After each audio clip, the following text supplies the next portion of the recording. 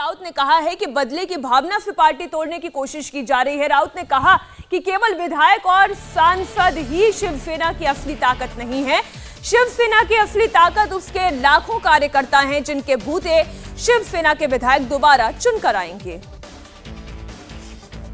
तो में भास्कर राव भी मुख्यमंत्री बने थे, आपको मालूम होगा, और भी जगह पे ऐसे हुए हैं।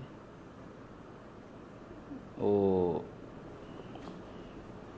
उड़ीसा में भी इस प्रकार की घटनाएं हुई है। राजनीति में सब खेल चलता है। शिवसेना केडर बेस पार्टी है, कार्यकर्ताओं की पार्टी है। जमीन से जुड़े हुए लाखों शिवसेना की हमारी ताकत है। विधायक सांसद है, हमारी ताकत कभी नहीं रही। कुछ लोग चले गए, अब उनका भाग्य क्या है वो देखेंगे।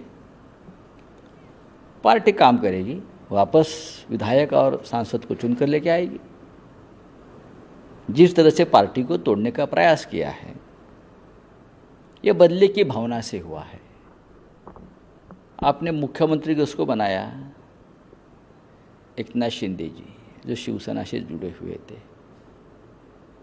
2.5 साल पहले जब हमने ये प्रस्ताव रखा था कि 2.5 साल आप मुख्यमंत्री, हम जो आपने एग्रीमेंट किया था हमसे पॉलिटिकल, उसके मुताबिक हम करेंगे, तब हमने हमारा मुख्यमंत्री होने नहीं दिया। लेकिन आप क्या है, ये खेल समझ लीजिए। तो आपको पार्टी को तोड़ना ही था, पार्टी को कमज़ोर करना था। लेकिन कोई भी पार्टी इस प्रकार से कमज़ोर नहीं होती। हमारी पार्टी का ऑक्सीजन सत्ता नहीं है, पावर नहीं है कि पावर है, सत्ता है इसलिए पार्टी है, ऐसा नहीं है। पार्टी है इसलिए सत्ता आती है, पावर आती है। पार्टी में लोग आते हैं चले जाते हैं, ये हर पार्टी का एक कार्यक्रम हमेशा चलता है, करेक्ट। हमारे लोग भी चले गए हैं, लेकिन ये सब लोग चुनकर कैसे आएंगे वापस? ये तो शिवसेना के नाम से हमारे लोगों के मेहनत से चुनकर आए थे, और अब कोई प्रलोभन है, कोई दबाव है एजेंसी का, तो चले गए। ये टेम्पररी अरेंजमेंट्स। लेकिन हमारी पार्टी फिर एक बार खड़ी, ख़त्म नहीं होगी। फिर एक बार हम काम शुरू करेंगे, गांव-गांव में जाएंगे, कार्यकर्ताओं से मिलेंगे। लेकिन गांव-गांव में फिरना मुश्किल है ये लोगों का जो छोड़कर चले गए। तो संजय राउत कह रहे हैं कि शिवसेना की असली ताकत उनके कार्यकर्ता हैं जो पूरे महाराष्ट्र में अलग अलग छोटे छोटे इलाकों में रहते हैं। ये विधायक और सांसद ही ताकत नहीं है। बहरहाल सीएम शिंदे को, मुख्यमंत्री एकनाथ शिंदे को आज विश्वास मत हासिल करना है। उससे पहले एनसीपी चीफ शरद पवार ने एक बड़ी भविष्यवाणी की। शरद पवार ने कहा कि यह सरकार 6 से 8 महीने तक ही चलेगी।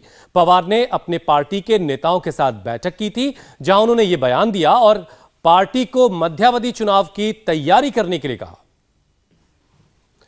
तो शरद पवार कह रहे हैं कि बहुत जल्द चुनाव में जाएगा महाराष्ट्र। इसकी क्या वजह वो देख रहे हैं, ऐसी क्या बातें हैं जो उनकी नजर में है? एक बड़े राजनीतिक के तौर पर वो जाने जाते हैं। महाराष्ट्र की सियासत में उनके जैसा कद फिलहाल किसी और का नहीं है, इसलिए उनकी बात को नजरअंदाज बहुत ज्यादा नहीं किया जा सकता। और एक बात जो दिनेश मौर्य हमारे संवाददाता कर रहे थे, उस पर हमें गौर करना चाहिए कि ये बयान इसलिए भी दिया गया है जिससे कि जो मैदान पर उनके कार्यकर्ता हैं उनका मोरल हाई रहे, वो किसी भी तरीके से हतोत्साहित ना हो। सरकार चली गई है, लेकिन एक बार बिल्कुल माइंड गेम है ये।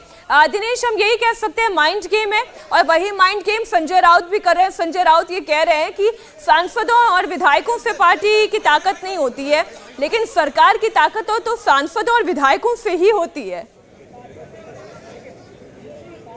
जी बिल्कुल, देखिए जिसके पास बहुमत होता है, मैजिक फिगर होता है, वही सरकार बनाता है। अभी शिवसेना भले ही चाहे जो दावा कर ले, लेकिन सदन में ताकत उन्हें दिखानी पड़ेगी। सदन में फिलहाल उनके पास ताकत नहीं है, तो फिर किसी न किसी तरह से अपने जो ग्राउंड पे जो उनके लोग हैं, संगठन है, उनका उत्साह बनाए रखना है। इसीलिए संजय राउत की तरफ से इस तरह का बयान दिया जा रहा है। इस बयान के पीछे एक और बड़ी वजह यह भी है कि जो 39 विधायक शिवसेना से टूटे हैं वो जमीनी स्तर पर बहुत ही मजबूत है और आज बहुमत साबित करने में कामयाब होती है शिंदे सेना तो उसके बाद ये विधायक अपने विधानसभा क्षेत्र में जाएंगे और वहां पर जो शिवसेना का मूल संगठन है उसे अपने साथ ला सकते हैं और इसी संगठन के टूटने का डर जो है उद्धव ठाकरे को सता रहा है और यही वजह है कि संजय राउत ये बयान दे रहे हैं और आज दोपहर 12 बजे उद्धव ठाकरे सेना भवन के भीतर तमाम जिला प्रमुखों के साथ एक बड़ी बैठक करने वाले हैं। तो अब एक सच्चाई तो शिवसेना ने कबूल कर ली है कि अब वो सरकार में नहीं है, सरकार उनकी बन भी नहीं सकती, लेकिन